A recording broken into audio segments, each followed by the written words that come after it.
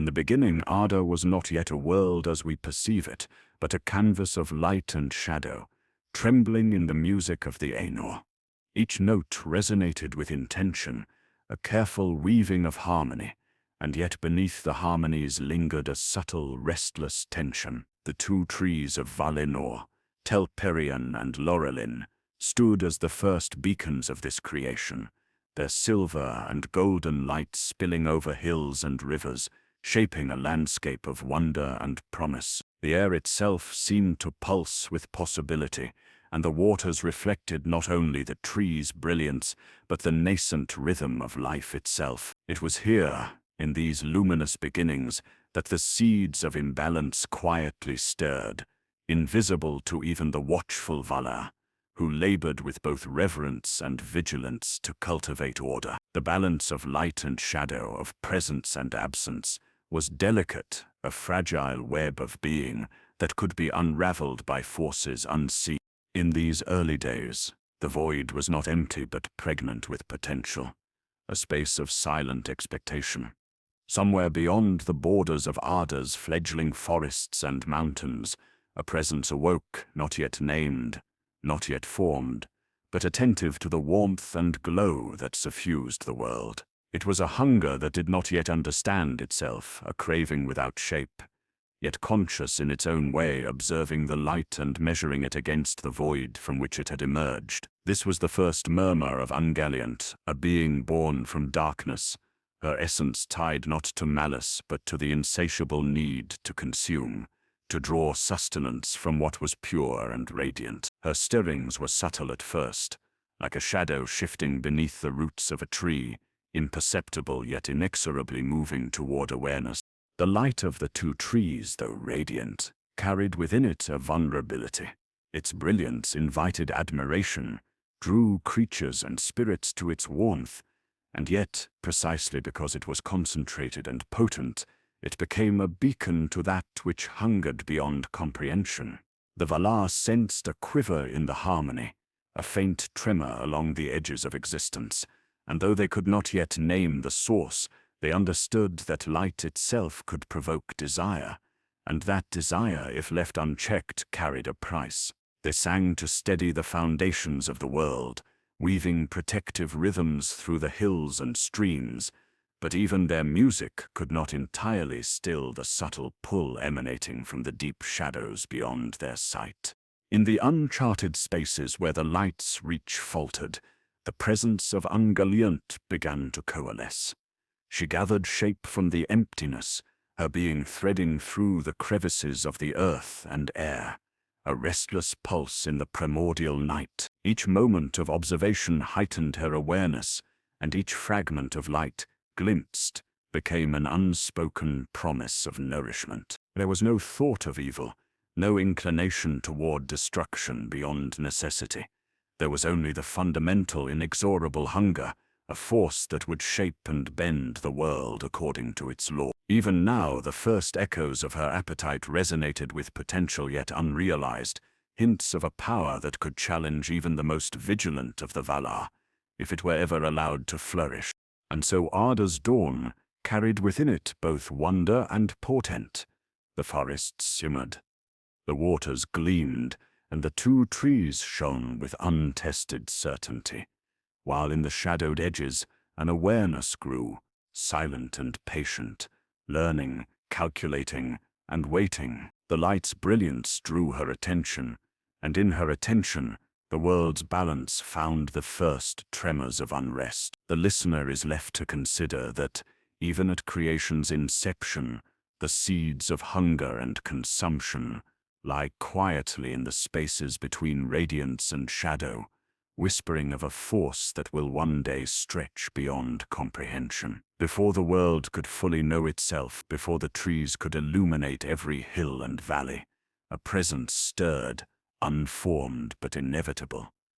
And it marked the first thread of a story that would stretch across eons, a story in which light and shadow, hunger and restraint, would dance a slow and haunting rhythm.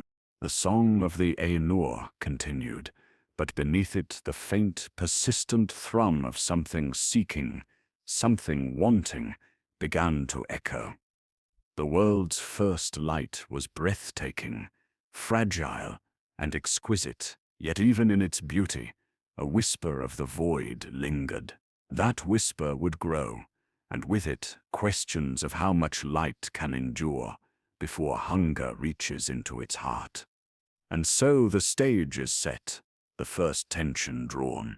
What awakens in the shadow, and how will the radiance it envies respond in the days to come?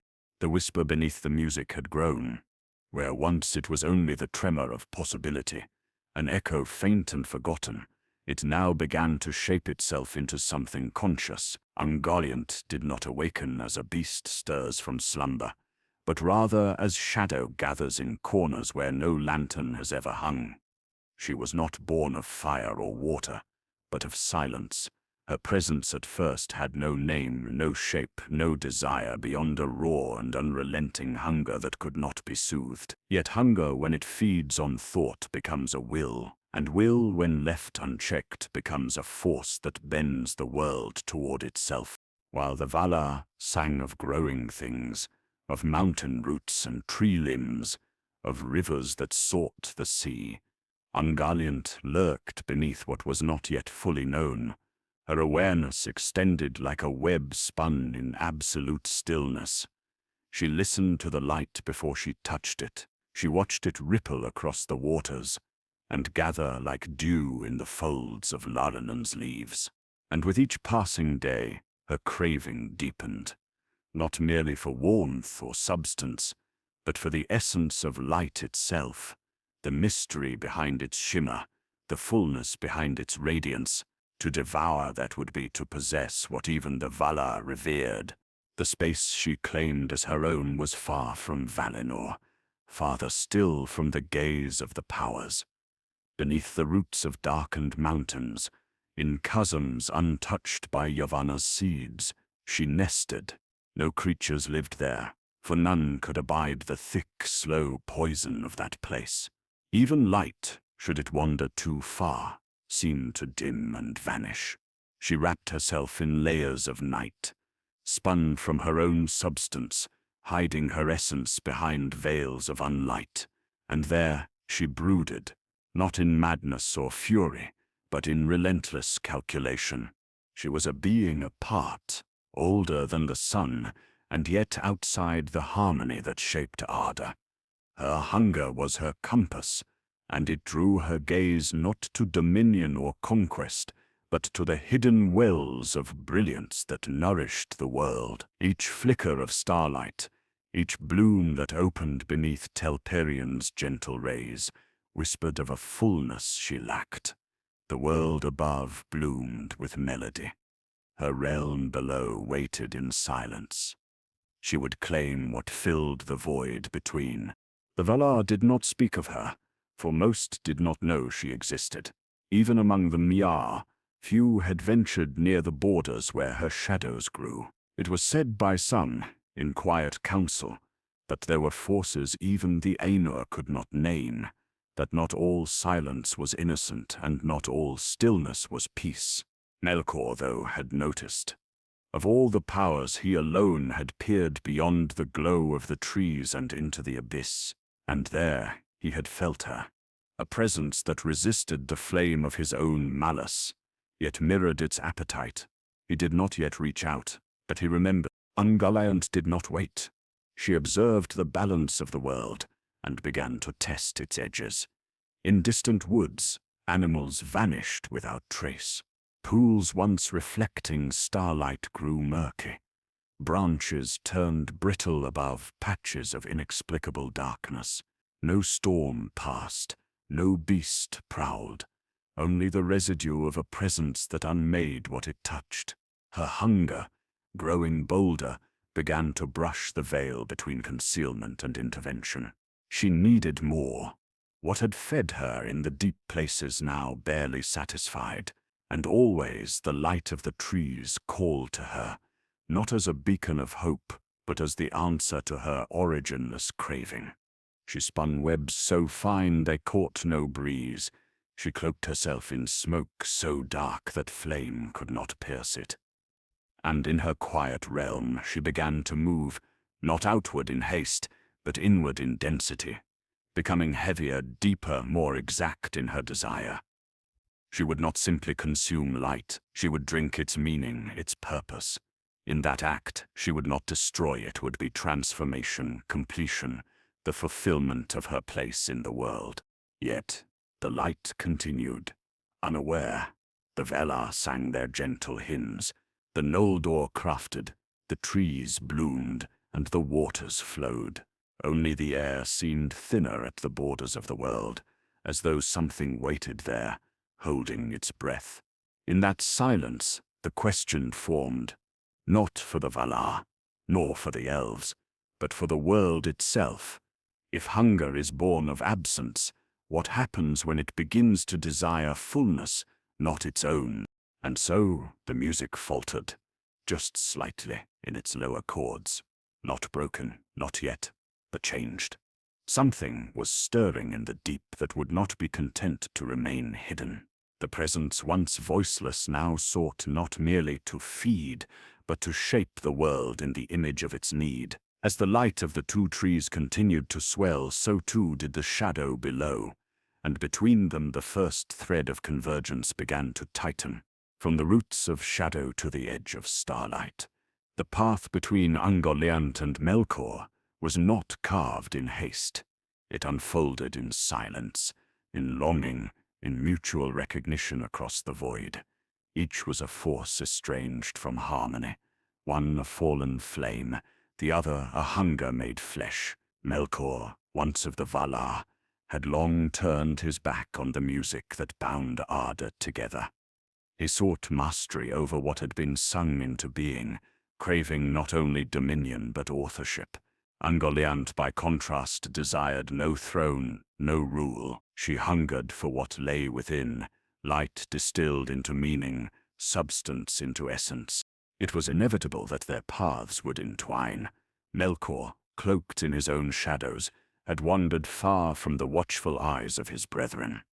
The Valar, weary from endless repair, held their vigilance over Valinor, but dared not press too deep into the wastes beyond. In these desolate reaches, where even starlight flickered uncertainly, he found her, or perhaps it was she who found him. The moment passed unspoken, unmarked by trumpet or thunder. Only a stillness deeper than night settled over the meeting, as if the world itself held its breath.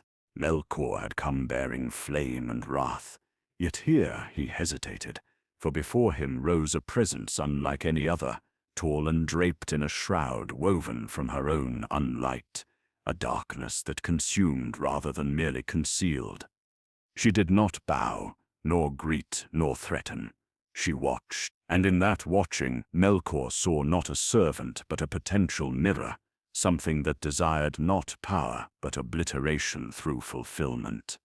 In her he glimpsed the purest tool for disruption, for final defiance. Their bond was not forged in loyalty, but in recognition. Melkor offered vision, vengeance, the spoils of Valinor. Ungoliant asked only one thing, to be fed. Fed until the ache ceased. Fed until the light within all things fell into her endless emptiness and was no more. And Melkor, seeing in her appetite a storm to shatter the sanctum of the Valar, agreed. He promised her light beyond reckoning, jewels that sang, trees that bled radiance, and Ungoliant for the first time moved toward the world. Together they turned eastward, their approach veiled in layered night. Melkor cloaked himself in a robe of shadow woven by Ungoliant herself, a web so dark that no star could pierce it, no eye perceive it. Beneath its folds they traveled unseen, a growing silence that passed unnoticed by bird, beast, or breeze. Even the light of the trees did not warn of their coming, for the webs they carried muffled more than sound. They swallowed omen, stilled intuition, deadened foretelling. Their arrival at the borders of Valinor went unmarked. The festival of the Valar drew all eyes inward, toward celebration, music, and mingled joy. The Noldor, unknowing, spoke of craft and lore, while Varda's stars gleamed serenely above.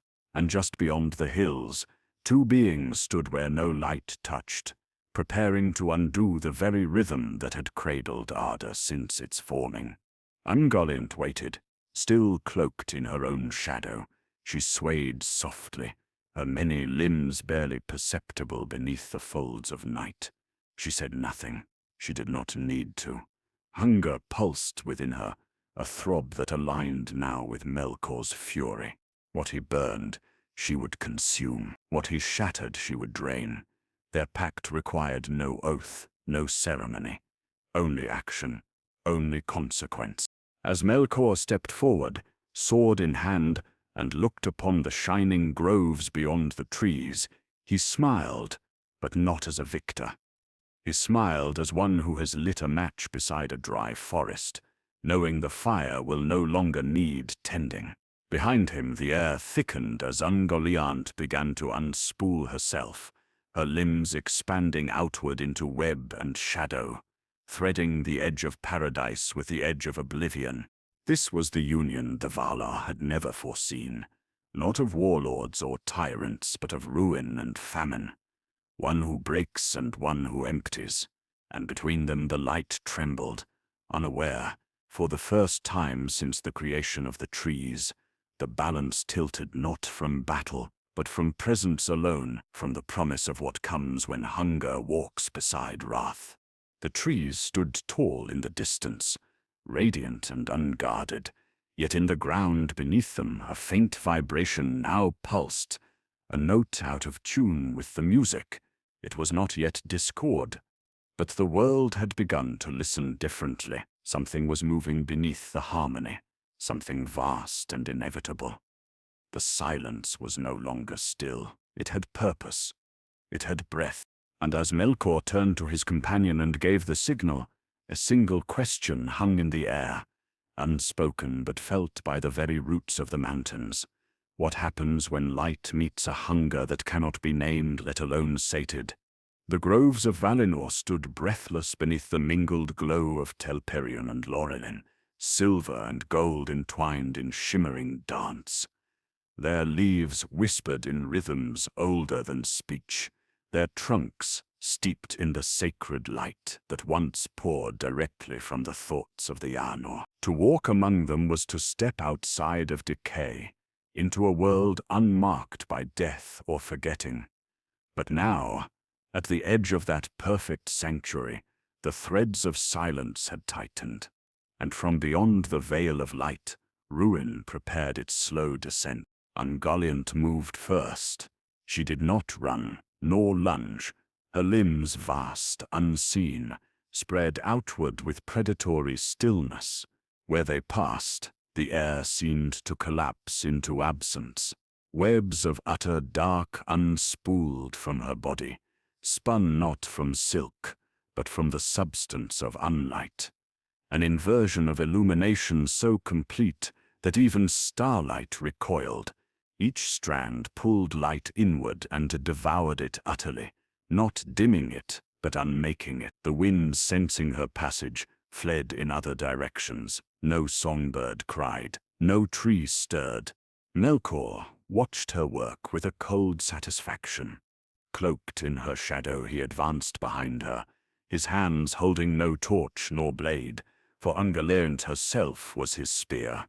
Her hunger surged as they approached the trees, no longer abstract, no longer mythic. They stood before her now, massive and radiant, their trunks like pillars of living flame, their leaves crystalline with morning dew that glowed from within. Each drop held reflections of 1,000 stories yet unwritten. She felt it before she touched it, the fullness, the wholeness, the unbearable beauty. And then she struck. A limb lashed out and wrapped itself around Telperion's base. The silver light dimmed. Another struck Lorelin, and gold began to flicker. She drank, not like a beast with maw and fang, but as a void collapsing in upon itself. The light did not retreat. It vanished. Where her limbs touched, color faded, sound ceased, and the very memory of what had been was drained into her endless void. The trees groaned, not aloud, not with sound, but with the bending of reality itself. A tension swept through the land, rippling across stone and water, felt in the bones of the earth. Creatures turned in their sleep. The stars blinked slower, far across the sea, in the halls of the Valar.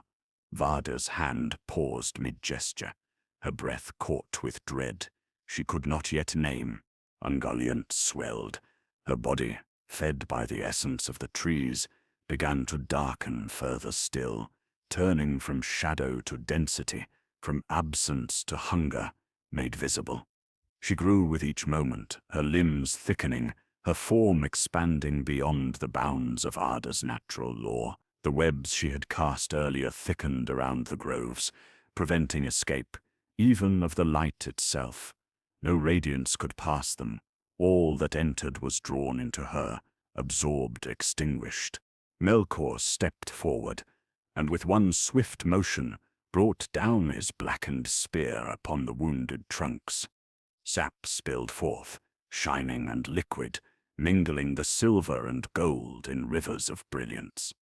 This too, Ungoliant drank, not greedily, but relentlessly. With each draught her hunger deepened, not sated but multiplied. Light, it seemed, only awakened new layers of emptiness within her. And then, as the last drops faded, and the leaves withered into ash, a silence fell that was deeper than any the world had known. Not a silence of peace, but of absence. The trees were dead. The light they gave freely, the harmony they represented, had been consumed by something outside the order of things. And in that stillness, Melkor turned his gaze southward. There was more to take. Ungoliant stood beside him, vast now, too vast. Her body pulsed with the echoes of what she had consumed, but no warmth issued from her. She was full and yet hungrier still. Her 8 eyes gleamed like hollow stars, and the webs around them hummed with tension. Even Melkor in that moment felt a flicker of unease. The groves were unrecognizable. The flowers had withered. The streams no longer sparkled. What light remained clung desperately to the sky above, and even that began to pale as the poison of Ungoliant's feast spread upward. From the far heights, Manwë stirred. The winds shifted. Somewhere in the deep, Nienna wept, but already the damage was done. The light of the trees, the source of all measure and time and memory in Valinor, had been taken into a hunger that gave nothing back. And as Melkor and Ungoliant turned away, cloaked in shadow deeper than moonless night, the question spread with them, quiet, echoing. What remains when the source of all beauty has been devoured? The shadows did not retreat. They lingered in the hollows where light had once lived, clinging to the bark of trees now pale and brittle, sinking into the soil once warmed by silver and gold. The death of Telperion and Lorelin was not like the fall of common trees. It was the collapse of a rhythm. Time itself faltered, and with it, memory.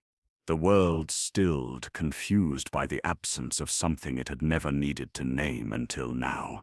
In the wake of the draining, the groves of Valinor grew cold.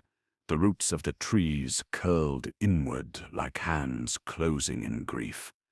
Their branches, once heavy with brilliance, now hung barren and limp. Even the air felt altered, thinner, yet burdened. Where once each breath tasted of promise, now there was only stillness, the stale weight of absence pressing into every space.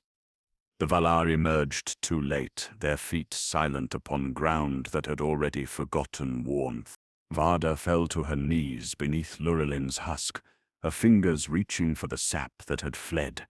What remained was not even gold, but a shadow-stained resin that crumbled beneath her touch. Yavanna stood unmoving, her gaze locked upon the broken limbs, as though her own soul had been severed alongside them. Manwe, high upon Tanikatil, heard no music in the wind. The harmony that had underpinned their governance was quiet, not broken, but suspended, as if waiting for a new note that would never come. And far from them, beyond the mountains and veils of mist, Melkor fled. Ungoliant moved beside him, no longer cloaked in subtlety. Her form was vast now, towering and formless, her belly swollen with stolen light. She shimmered with sickened brilliance, the consumed radiance within her pressing outward like a lantern buried under wet cloth. Dim, distorted, wrong, every step she took warped the ground beneath her. Grass blackened, stone cracked. The very air recoiled, her webs dragged behind her like oil spills across a forgotten sea, each one soaked with a silence that suffocated sound itself. Melkor glanced at her, uneasy. This had been his plan, to steal the tree's light, to wound the Valar so deeply they could not recover. But what had once been a tool now threatened to become a rival. He had promised her sustenance, but she had taken more than he had measured. And still she hungered. It was not enough. Not even the trees had filled the vast hollowness within her. The light she devoured had not satisfied. It had merely taught her what more she could crave. They came at last to the northern waste, where Angband once lay buried in ruin. There, beneath the ashen sky, Melkor halted. The earth cracked where he stepped, steam rising from the fissures, as though the world remembered what had once slept below. In this desolate plain, he would reclaim his throne. But before he could speak, Ungoliant turned to him.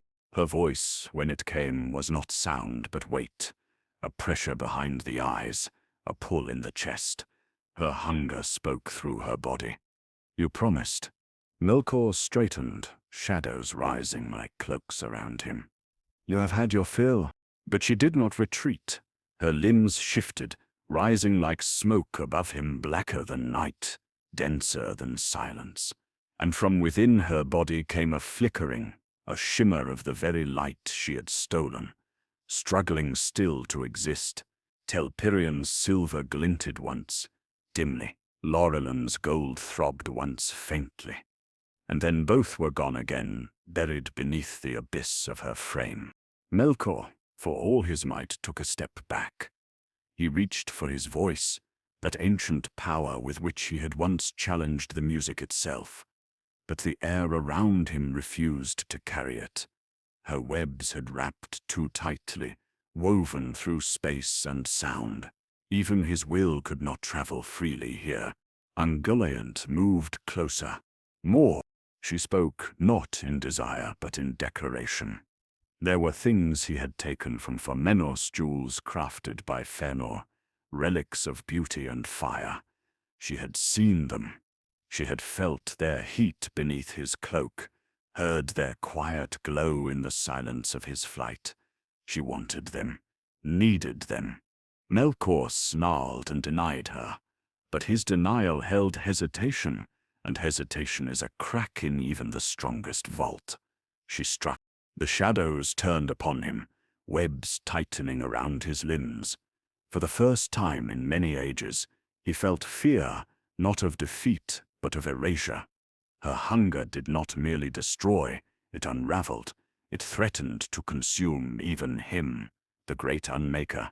In her presence, he saw not a servant but an end, one no flame could burn away.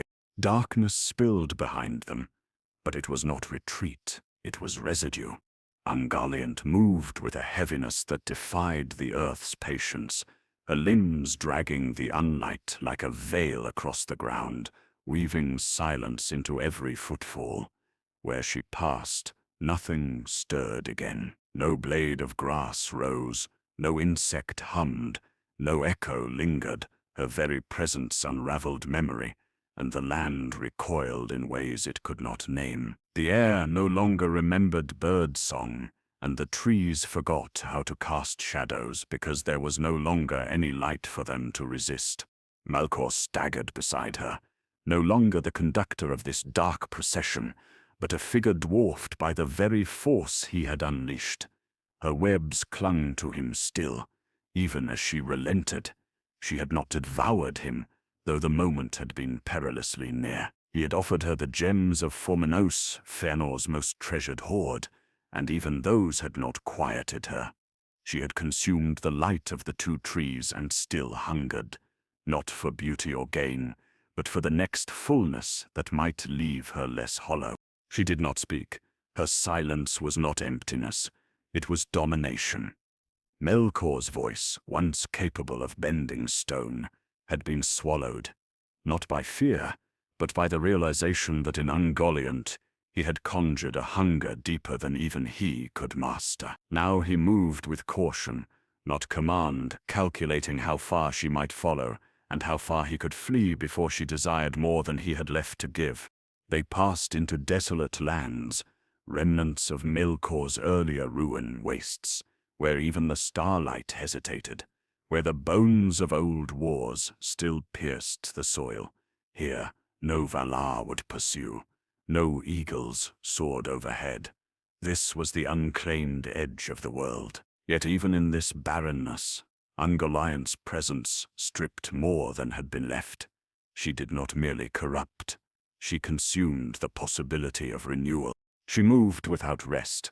There was no rhythm to her motion, no fatigue, no pause for thought. She moved because hunger moved her, and there was always something more to unmake.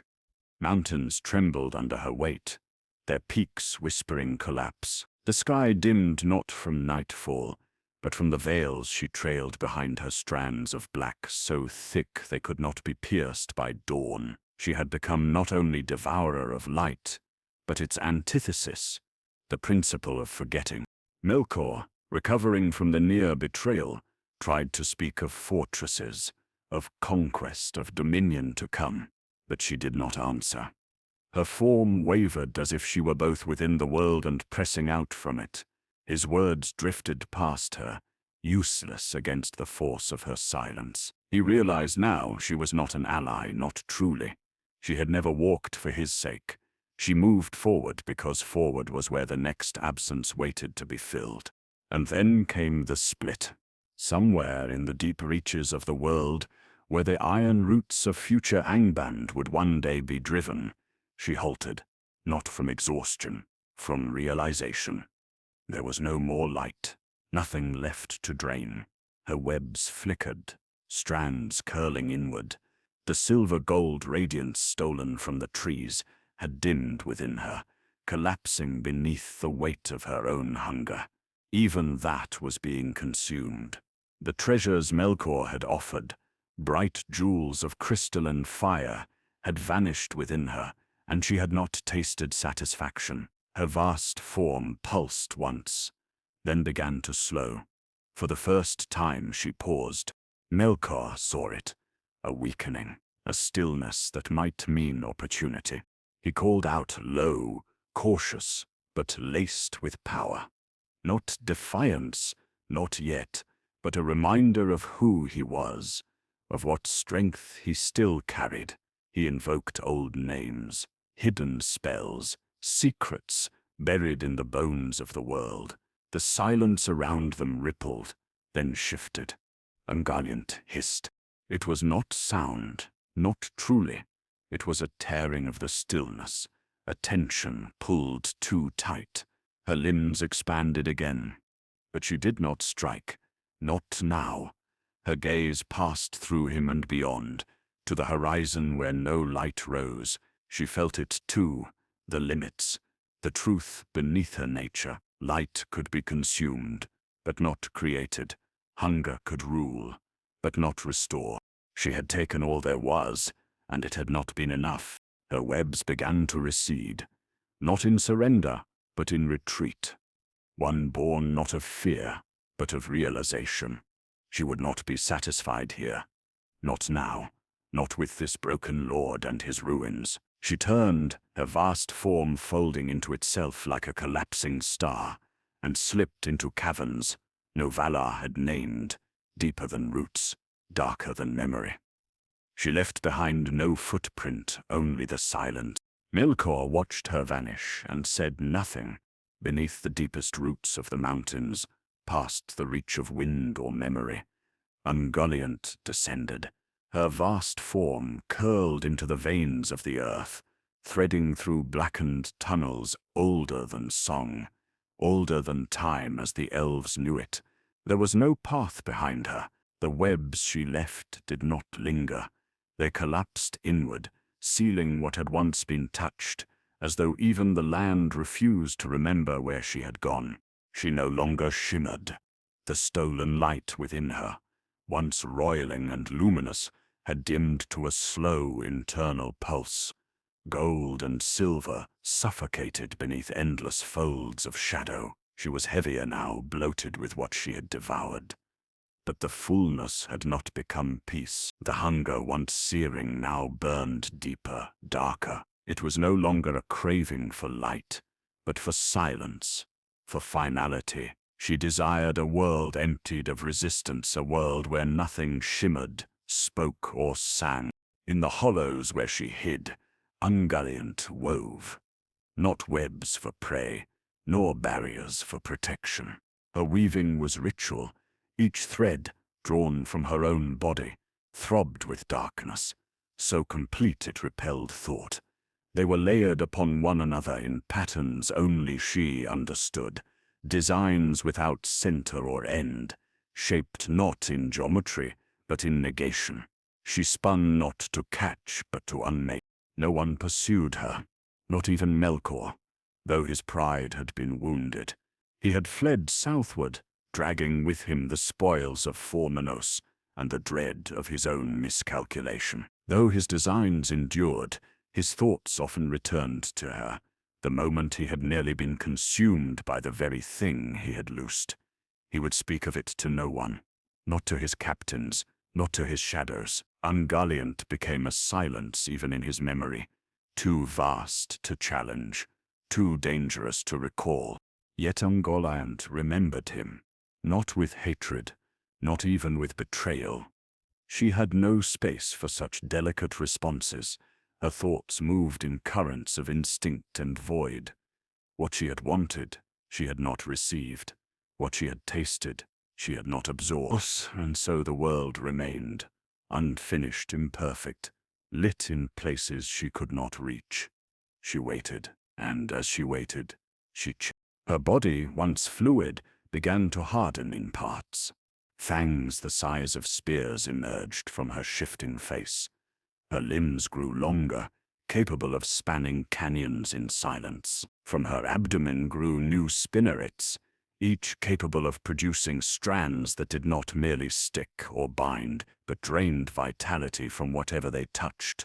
No longer merely shadow, she became structure, a creature of shape as much as hunger. The more she wove, the more the caves around her obeyed her presence. Walls twisted inward, ceilings lowered, corridors forked in impossible patterns, a maze not to trap intruders, but to bury light itself. Time passed, seasons shifted above, though none marked them here. The stars wheeled in their dance, diminished by the absence of the trees. But down in the deep, only Ungoliant remained unchanged, her hunger deepening as her form expanded. She had not slept. She did not need to, for hers was not a body made for balance, but for longing, and longing does not rest. From the cracks in her lair, lesser creatures emerged, warped things, born of her essence and the dark. They bore no names, not spiders, not entirely. Their eyes gleamed faintly in the black, and their fangs dripped venom that dulled the senses of even stone. They scurried across her webs, never daring to return without something caught in their mandibles, rats' roots, the bones of birds that had wandered too low. She consumed these offerings without gratitude. They were not enough. Above, the world spoke of her no more. The Valar focused their sorrow upon the trees, and the elves turned their rage toward Melkor.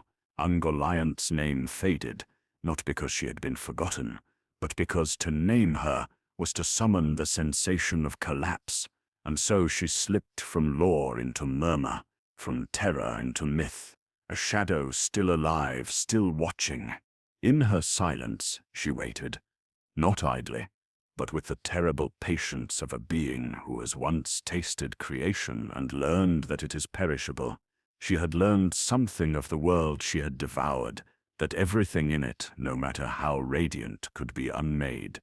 There was no permanence, no sanctity that could not be swallowed. And she knew in the slow churn of her endless thought that the light would rise again. Somewhere, someone would craft brilliance. The Valar would mourn into making. The elves would forge. The stars would shine.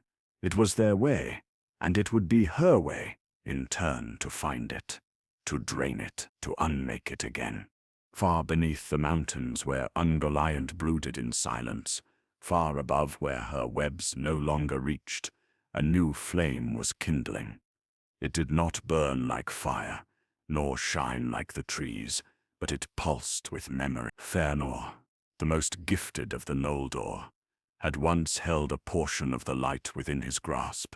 He had taken what even the Valar revered and sealed it within crystal forms. 3 perfect jewels, born of craft and will. The Silmarils. They were not merely beautiful. They were relics of a time before grief, of a harmony that now lay in ruin. Within them shimmered the mingled essence of Telperion and Lorelin, the last light before Ungoliant had unmade the source. And thus, the Silmarils became more than treasure. They became the only flame left to remind the world of what it had lost. Ungoliant did not understand their history, but she felt them. It was not vision that drew her, nor scent, nor sound. The jewels called to her in a different way, an ache in her core, a pulse against her endless hollowness. Even within the depths of her web-laced caverns, the Silmarils stirred her. They promised something no other light had resistance. Their brilliance did not wither at her presence. It endured, and that defiance awakened something cruel and primal within her. Hunger sharpened into obsession. But the Silmarils were not free.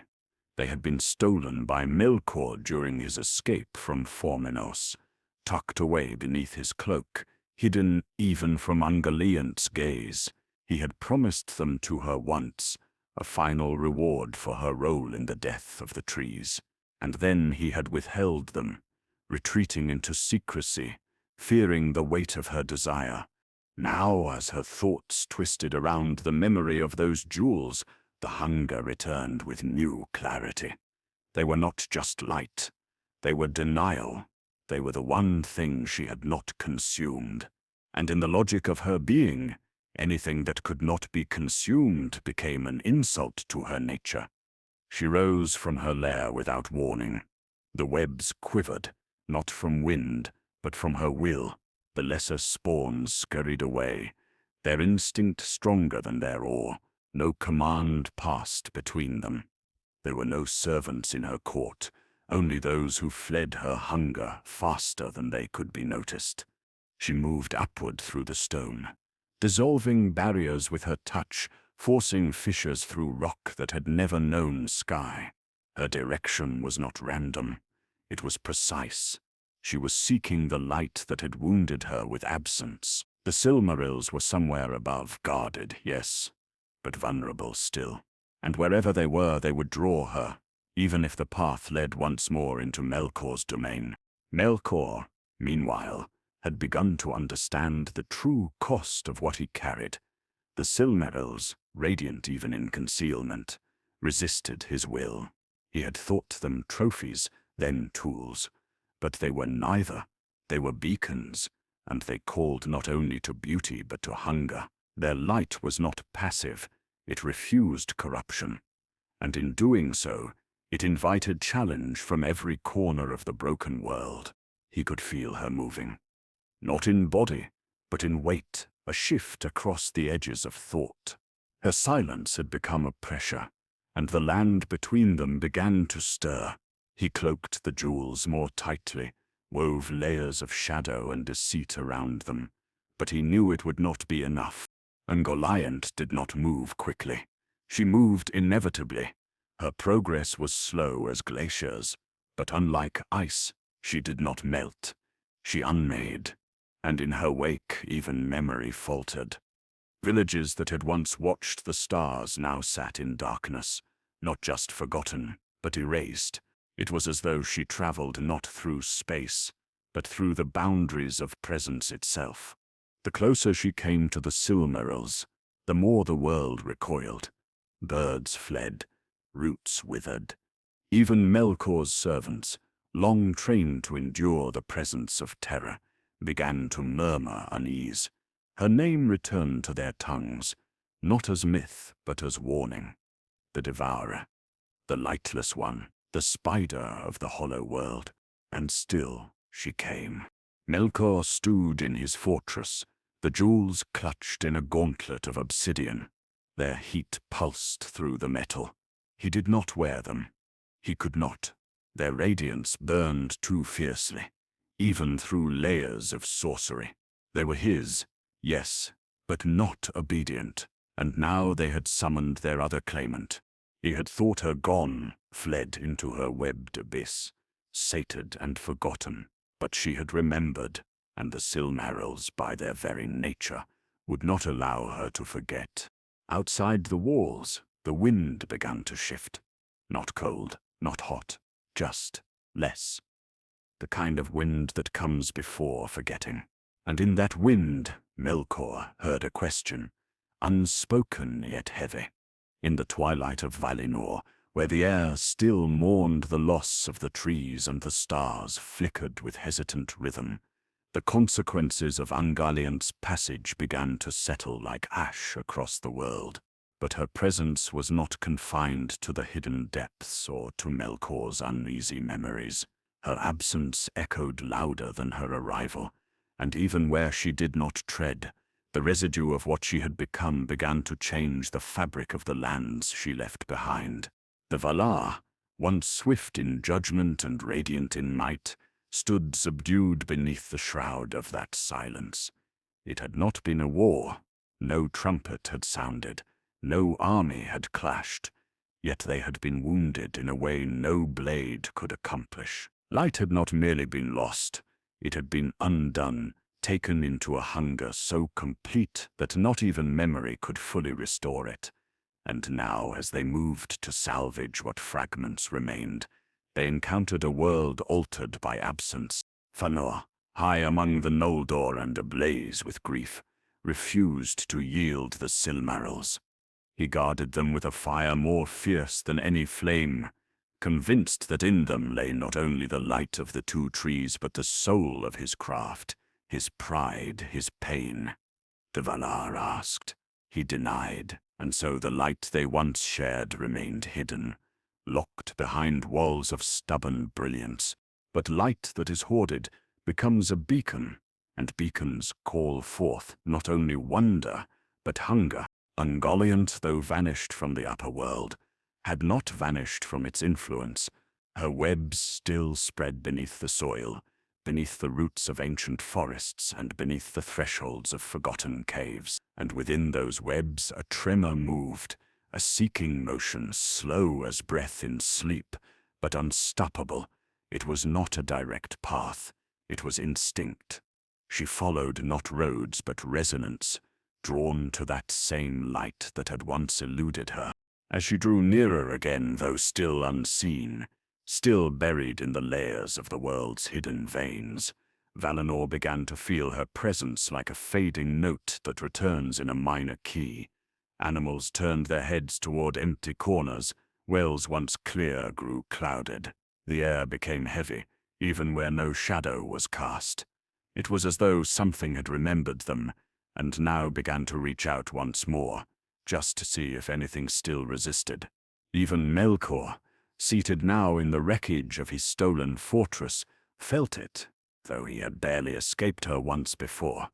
His pride refused to name what stirred in the dark. He spoke to no one of Ungoliant. He forbade his followers to utter her title. But silence could not erase the pressure of her return. He felt it in his sleep, when dreams bent into nightmare. He felt it in the resistance of the Silmarils, which glowed ever brighter in his grasp, as if to defy both his claim and her coming.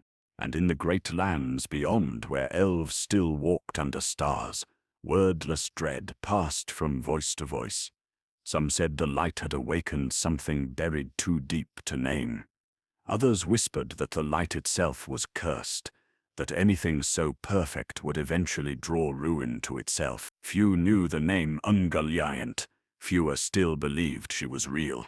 But fear has its own memory, and in hushed gatherings around dim fires, stories began to take shape.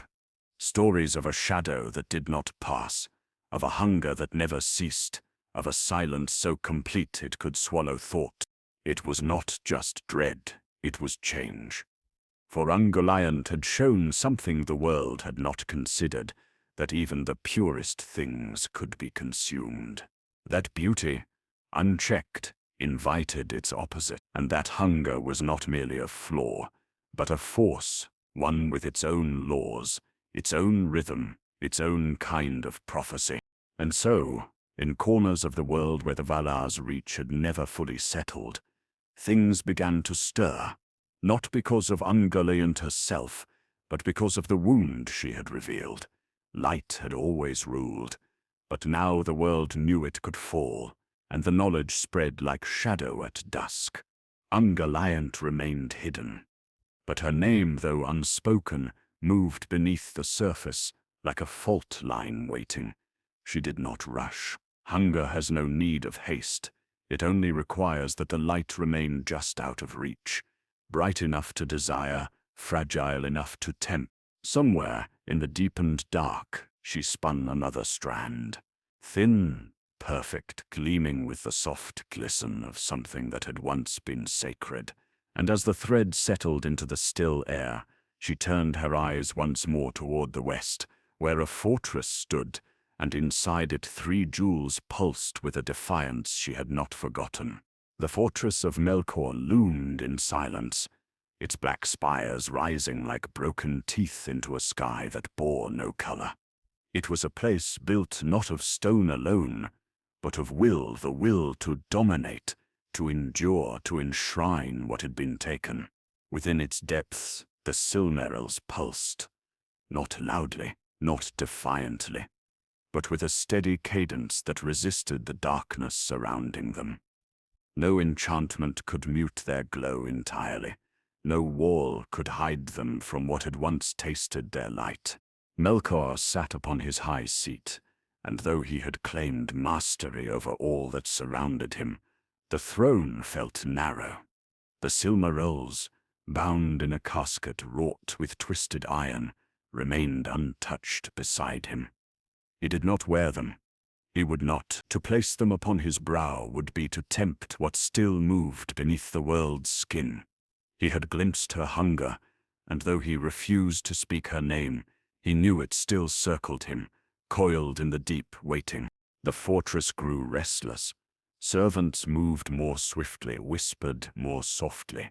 Whispers told of webs near the outer passages, strange stains on stone that swallowed torchlight. Melkor dismissed them. Fear, he told himself, made weak things conjure specters. Yet even as he spoke, he ordered more guards to the gates, more wards carved into the rock. And still he did not touch the jewels. Far below, where the mountain roots met the veins of ancient fire, Ungoliant stirred. She had drawn close once more, though not in fury. Hunger does not rage, it waits. She did not come to conquer. She came to claim. Her limbs spanned crevices that had not felt breath in ages. Her webs drifted unseen between chasms, silent as thought, strong as betrayal. She did not rush. She wove. Each strand was a question, a quiet unraveling of certainty. She was not probing the fortress directly. She was shaping the space around it, draining color from stones, muting sound, softening the ground. The world bent to her, gently, the way light bends toward a horizon not yet seen. She was teaching the fortress to forget the sky. The Silmarils burned brighter. Inside their casket, they shimmered with heat, not felt but known. They were not afraid. But their glow reached for something, perhaps a final resistance, perhaps a final remembrance.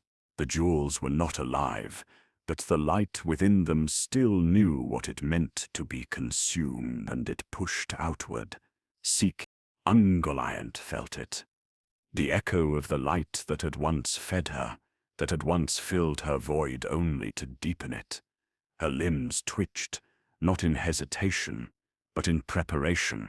She no longer remembered the world in shapes or places. She remembered it in taste, in fullness, in that flicker of presence before absorption.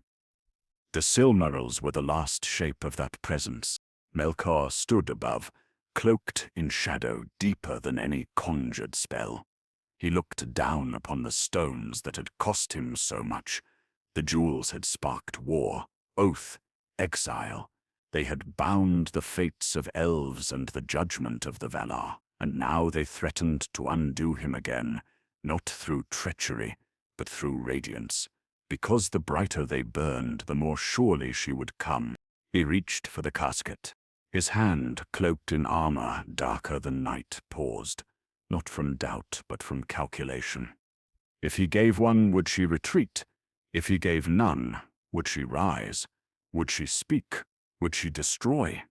And what part of him would remain if he lost them? He did not open the casket. Instead, he summoned the storm. His voice, low and vast, rolled through the halls of the fortress. The mountain shook, fire leapt from hidden chambers. Gates sealed, beasts emerged from the dark, creatures twisted by time and cruelty. He called his captains. He summoned fear. Ungoliant did not flinch. Fear was not her boundary. She did not negotiate. She did not rage. She only crept. One strand at a time, closer. Not through the gates, but beneath them. Not through the walls, but around them. Every fortress forgets the silence beneath its feet. And still, the Silmarils burned. Melkor descended into the vault, where iron met flame. He stood before the casket and whispered old names, words shaped in the deep music of the Ainur, bent now toward ownership. The jewels shimmered, not in obedience but in defiance. They would not be quiet. And outside the mountain began to bleed shadow, not in torrents but in slow, creeping coils. A silence thicker than stone pressed inward. Guards lost their way in corridors they had walked 1,000 times. Lights dimmed, breath shortened. Ungoliant had not arrived. Within the mountain, silence had become an architecture. It moved through the halls like smoke, folding into the stone, settling in corners, stretching across thresholds where no foot had stepped in years. The fortress did not crumble, it endured but uneasily. Melkor's servants, bred to obey terror, now whispered without understanding why. Their torches burned low even when freshly lit. Footsteps no longer echoed. There was no attack, no cry, but something old and weightless crept beneath their feet. Ungoliant had entered not through assault, but through absence. She had not breached the gates or shattered the walls. She had become the air inside them. Her webs unseen had threaded through cracks in the foundation, through forgotten tunnels and fissures worn by time. Her limbs brushed the stone, but the stone made no protest. Where she passed, warmth departed. Flame turned pale. No alarm rang. There was only the growing sense that something irreversible had begun. In the vault at the mountain's core, Melkor remained. The Silmarils had not dimmed. If anything, their brilliance grew more concentrated, like a flame tightening under pressure. They sensed her. They remembered her, and they refused to yield their light. He knew she was close. The silence was not emptiness. It was her voice. He called forth spirits of fire, beings older than the fortress, remnants of his defiance against the Valar. They came at his bidding, wreathed in wrath and brilliance, but even they moved hesitantly through the halls. Their light did not scatter the darkness. It only carved narrow paths through it, like blades of thought struggling against sleep. Ungoliant was not shadow alone. She was the thing that lived after light had failed. Melkor stood still before the casket, hands clenched behind his back. His mind ran through names of power, of oaths broken and secrets bound in ancient song. None would shield him from what she wanted. The hunger she carried was not persuasion. It was law, older than treaties, older than thrones. He heard her before he saw her, a soft scraping, like the shifting of silk on glass. Then the hiss of strands tightening. The room did not shake. It constricted. The air pressed inward, as though the fortress itself had inhaled and would not exhale. Melkor turned slowly. And there she was, vaster than before, her limbs reaching from every corner of the chamber, each claw curved and glistening with black dew. Her body pulsed with the echoes of devoured light, not radiant but swollen. Her eyes, 8 of them, faintly aglow with the residue of stolen stars, watched him without malice, without heat. There was only appetite infinite and steady. She did not speak. She did not need to. The hunger was her presence. He opened the casket. Light spilled forth, unyielding and whole. The Silmarils, suspended in air for a breathless moment, cast gleams that struck her limbs and left no wound. She flinched barely, but Melkor saw it. Her webs trembled. The jewels resisted her, even now. They burned not with fire, but with memory of the trees, of the beginning, of what could not be unmade. She reached. He stepped back. "I promised you spoils," he said, voice heavy and deliberate, "but not these." She did not pause. He raised his hand, a gesture, ancient and binding, forged in the earliest days of his power. Flames rose at the edges of the vault, ringing them in a circle of searing gold. She stepped through them. The flames guttered, not from force, but from futility. They clung to her for a moment, then vanished, drawn into her void. She was not burned. She was not slowed. She moved like the hour that comes before collapse. She was upon him now.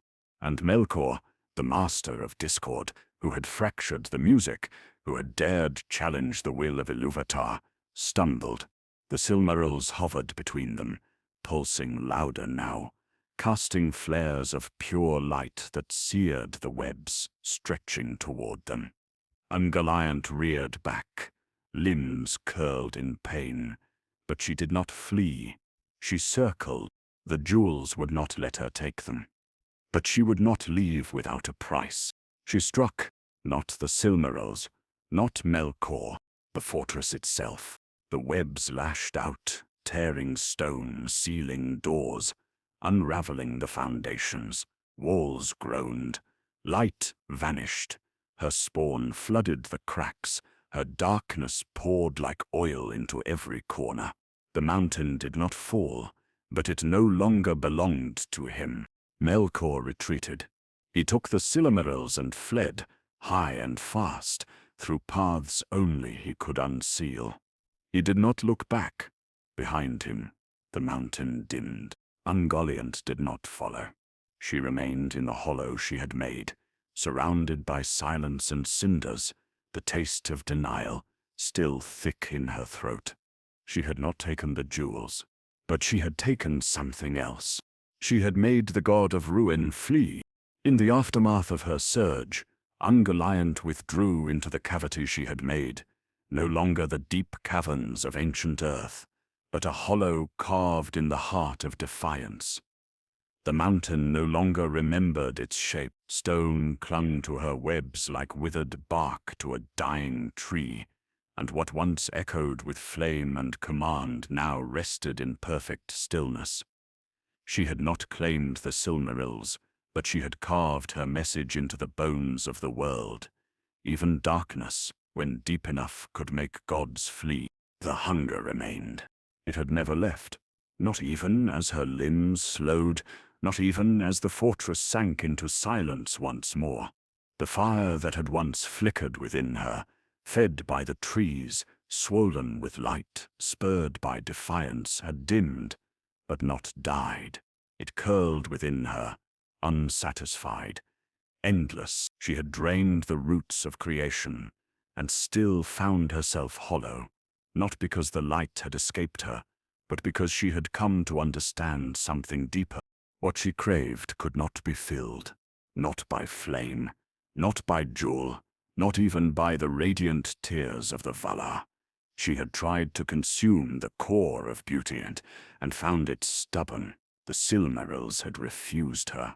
They had burned her with silence, not in pain, but in denial. And that denial was more enduring than the walls she had crushed, more final than any strike Melkor could muster. She did not pursue him. He had fled, dragging his wounds behind a trail of shadows. Let him go. He had served his purpose. He had opened the gates. Now the world remembered what lived below the roots. Ungoliant retreated further, weaving tunnels through the underworld that knew no map. The lands above continued to turn, but down here, time moved differently. The layers of the world shifted. Her form shrank, not in strength but in shape, as she sought narrower confines, densities where even the oldest light could not reach. Her hunger had refined itself. She no longer wanted everything. She wanted what resisted, and in that she became more dangerous. No longer did she consume blindly. She watched, she waited, she tested the edges of things. She did not desire the open sky. She desired what the sky tried to protect. She crept near places not yet named, places that would one day become halls of song and sorrow. She nested in the faults of the earth, folded herself into pockets of silence, where the stars' music could not follow. There, she planted herself, not as queen, not as god, but as principle. Ungoliant was no longer merely a spider, nor a shadow with form. She had become the idea of consumption, given flesh, a law, a truth, that even the brightest light casts a shadow long enough to become its opposite, that even radiance invites its devourer. And the world changed around her. Forests near her presence twisted, roots groped upward, away from the earth. Waters stilled, stagnant not from poison, but from forgetfulness. Beasts went silent, and those that dared remain grew strange, half things that feared the sky, that walked without sound, whose eyes remembered light only as a warning. She birthed no offspring, yet her presence bred reflection, not mirrors but echoes, creatures that remembered her without ever knowing her name. And above, in the lands of elves and Valar, no stories were told. They dared not. The name of Ungoliant faded from scrolls, from song, from memory, not because she was forgotten, but because she was not endured. Minds turned away from her, the way one turns from a bottomless well. There were tales of a great devouring, of the trees brought low, of a darkness too thick to name. But her image was left empty. No form, no record, just silence, shaped like a wound. Yet silence is not stillness. In distant ages, when time would fracture again and another shadow would rise, she would stir once more, not in full, not in wrath, but in legacy. She would leave behind a brood, not of children, but of consequence, a glint of her will, curled into the belly of another, one who would take her hunger and nest it high in the peaks of the world. But that is still to come. For now, Ungoliant rests beneath the world, unmoved, unseen, unbound. She is not dead. She is not waiting. She is simply there. Beneath the layers of rock and time, Ungoliant remained, but above her, the world moved on. It did not heal, it reassembled.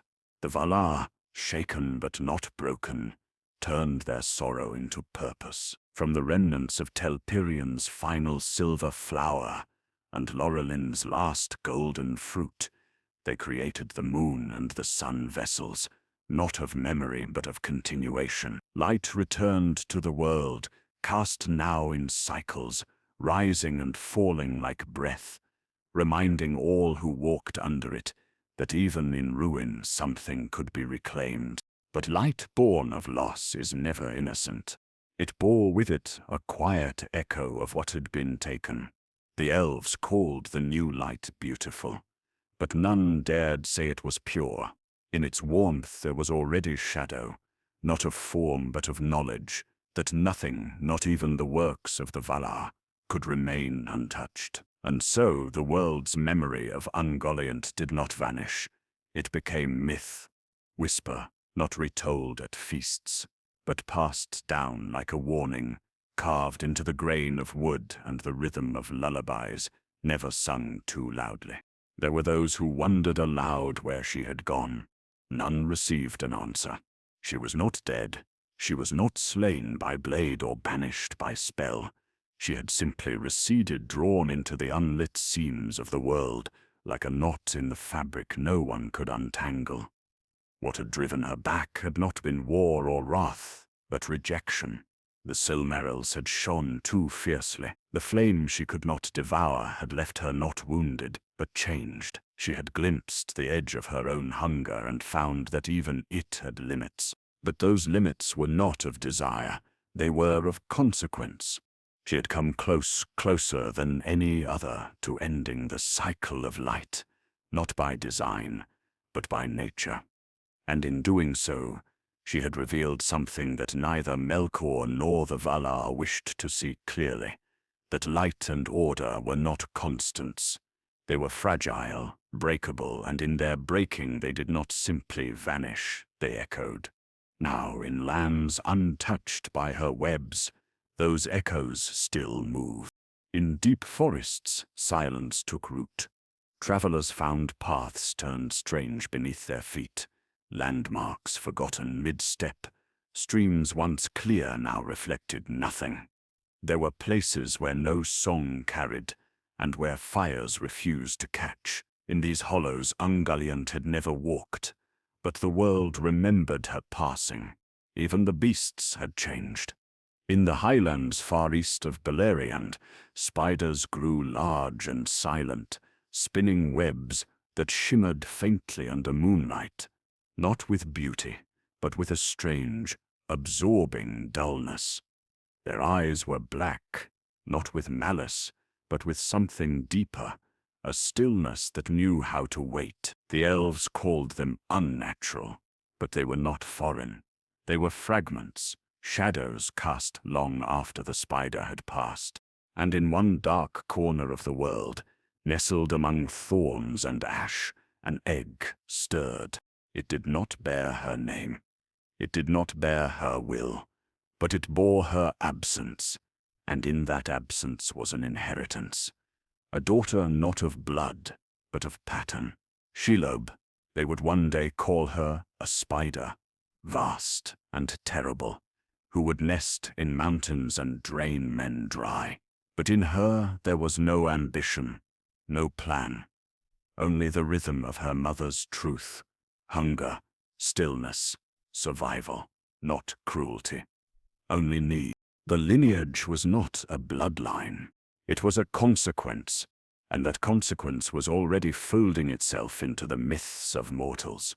Across the seas, men built fire against the night, and told stories they could not trace, of eyes in the dark, of webs that could not be cut, of shadows that learned how to think.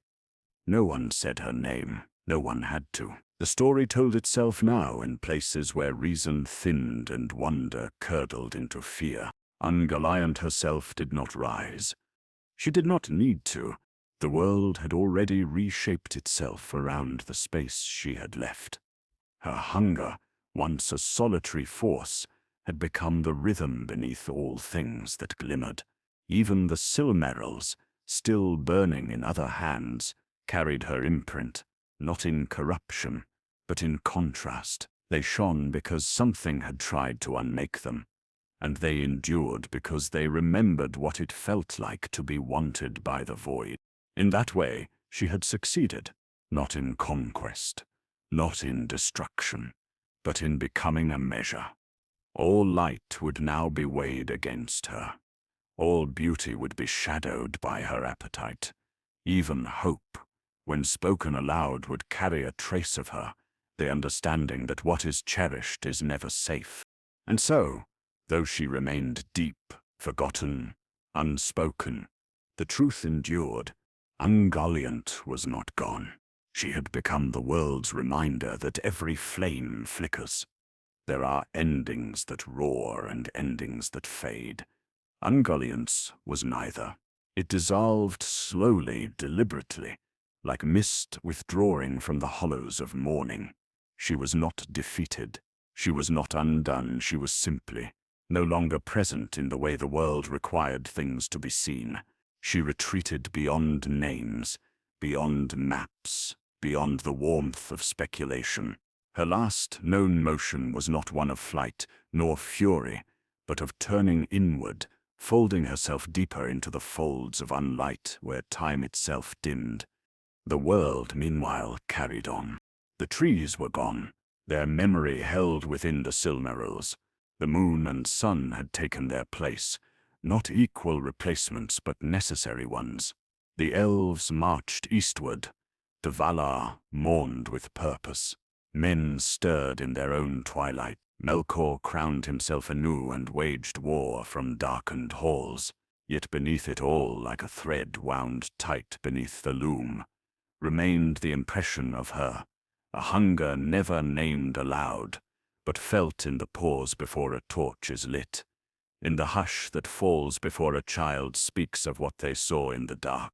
She had become a silence no song could unthread. The mountain where she had last risen lay cracked and misshapen. Its caverns were silent, not empty but still, so still that even echoes refused to form. It was said by some that she had devoured herself in the end, her hunger turned inward when no light remained to steal, that in her vastness she found only void and fed upon it until void and self were one. But such words are comforts, meant to seal a wound too large to leave open. The truth was stranger. She had passed into rumor, not by death, but by diffusion. Her hunger had not ended. It had scattered, thinned like smoke in the high air. Not erased, but made atmospheric, subtle, found now in the quiet corrosion of memory, in the withering edge of beauty when left unattended, in the knowledge that even the most radiant thing can still be touched by something that will not be awed by its brilliance. And yet the world did not collapse. Flowers still bloomed. Rivers still sang. The sun climbed its arc each morning, and stars danced on velvet skies. But within each pattern there lived a reminder that light, once drained, could not be reclaimed whole, that what was lost to her would never return in the same shape. The new lights, bright though they were born from the fear of her, not from joy, not from celebration, but from the need to hold her at bay. They burned not to warm but to watch. And so the story of Ungoliant became something else. Not a tale of villainy, not even a cautionary myth, but a mirror, a reflection of the world's vulnerability, its fragile balance between fullness and void. She was the reminder that hunger is not always monstrous. Sometimes it is simply honest. It takes, it consumes, and in doing so, it reveals. In the deep places of the world where lore is told not in words but in patterns, the spiders remember her. They do not worship, they do not fear, but they echo. Their webs stretch across forgotten trails, over doorways never opened, across the mouths of caves where even sound hesitates. Some grow large, too large for the world above to explain. They speak no language, yet in their silence a memory lingers. And in one distant land, long after the fall of great kings and the ruin of proud towers, a single spider would take her place beneath a mountain, in a cleft so deep that even the dead feared to pass. Shilab, daughter of her echo, born not from womb but from shape, would spin her web and wait not with rage but with patience, for hunger does not need to hurry.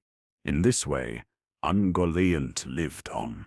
Not as form, not even as shadow, but all light has cost, that all beauty tempts fate, that every flame draws toward it the thing that longs to be full. The Valar, in their high halls, no longer spoke of her. Their silence was not forgetfulness, it was respect, a kind of reverent fear reserved only for those truths too large to contain in song. The world had learned to grow again, but never without remembering what once moved beneath it. Ungoliant had not desired dominion. She had not wanted crowns or homage. She had only wanted to feed. But in her feeding, she had forced the world to know itself, to understand that creation is never whole, that it always exists beside the possibility of unmaking. And that, perhaps, was her legacy. She had left no temple, no monument, no name carved into stone. Only the knowledge that somewhere beneath the surface of things, something once devoured the light, and in doing so made all who lived in its wake measure their glow more carefully. She was gone, but her shadow was now part of the light, and still, in the breathless spaces between fire and ash, the story of Ungoliant endured, not in words but in the hush that follows them. She had passed into the fabric of legend like a thread too dark to unweave. Yet there were places even now where her presence could be felt, not as form, not as fang, but as pressure, as weight, as silence that deepens the longer one listens to it. In distant corners of Middle-earth, far from the high towers of kings and the golden cities of the Eldar, there remained paths lined with webs too old to name, in forests where no breeze stirred, where moonlight seemed reluctant to enter. Travelers sometimes returned speaking of long hours where time stilled, of dreams filled with watching eyes, of threads clinging to their skin long after the trail had ended. Few believed them, fewer still returned a second time, and none could say, truly, what watched from the deep. There were no more great acts, no more hunts through shadowed caverns, no cries of war echoing down from thrones above. Ungoliant had become quieter than all of that. She had become what waited, not because she had patience, but because she had no end. Her story, for all its horror, had no final door. It had only descents, only deeper rooms in which to listen. Some scholars would later claim she had vanished entirely, having turned upon herself, consumed at last by the unfillable void that was her own being. That is the ending they wrote for her, a clean close, a satisfied silence. But the world did not echo with satisfaction. The stars did not resume their music, and the deepest caves still bore the warmthless cold of her passage, as though she had left a part of herself behind, not in the ground but in the structure of fear. In later ages in lands she never touched, her shape would return, not as herself, but as echoes, great spiders, silent and watching, threads stretched across passes, not for hunting, but for watching the edge of light. One by one they would grow, not to rival her, but to continue the rhythm she had begun. They did not need her presence to exist. They needed only the absence she had taught the world to recognize. In Shilab, that absence found a voice, not a song, not a will, but a rhythm, a hunger that did not strive, that did not build, that simply endured. She would not conquer lands, she would not topple thrones, she would wait, and in her waiting she would mirror the one who came before. And so the pattern unfolded, not like a chain but like a web, each line distant from the last, but bound to it. Ungoliant was not a mother, she was not a creature that bore children in the sense the world understood. What she bore was lineage in form alone, a kind of terrible reflection that passed not through blood, but through need. Wherever light settled too long, wherever beauty grew too bold, the world would remember her shape, not in voice, but in consequence. Even the Silmarils, unclaimed by her, and held fast in the hands of fate, bore the marks of what had tried to claim them. They glowed more fiercely after her, not because they had triumphed, but because they had been tested. Light that survives hunger glows differently. It knows itself more sharply, it casts longer shadows, and in those shadows she lingers, not as threat, not as whisper, but as law, that no creation is ever beyond unmaking, that even beauty must bear the cost of being seen, and that somewhere beneath the hills, beneath the rivers, beneath the stories themselves, there is still a place without name, where nothing shines, and nothing sings, and something waits, not with malice, not with purpose, only with need. Ungoliant's name, when spoken now, carries little weight in the world above. It belongs to the deep histories, to the secret tongues of elves, and the uneasily silent hearts of men. But every fire kindled in darkness remembers her. Every jewel locked behind iron recalls her gaze. Every child who wakes in the night from a dream of eyes and threads dreams her shadow. She has no temple, no grave, no ruin. She needs none. The world itself is enough, because the one who drained the light has never truly left it. She is woven into the silence between stars, the pause before the flame catches, the breath drawn in fear before stepping into the dark. And so the story ends, as it began, not with a scream but with a silence too large to measure. She was never slain. She was never sated. She is simply still.